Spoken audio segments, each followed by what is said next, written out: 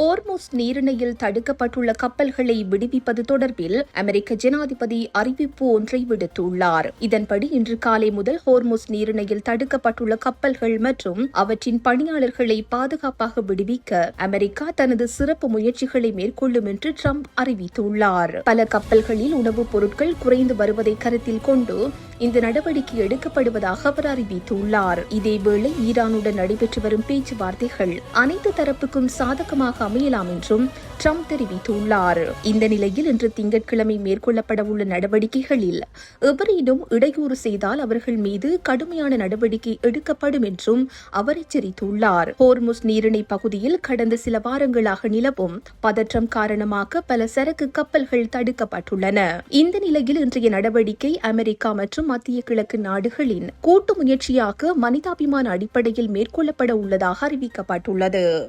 இந்த செய்தி உள்ளிட்ட மேலதிக விரிவான செய்திகளுக்கு www.behindmenews.org என்ற எமது இணைய பக்கத்தினை பார்வையிடவும்.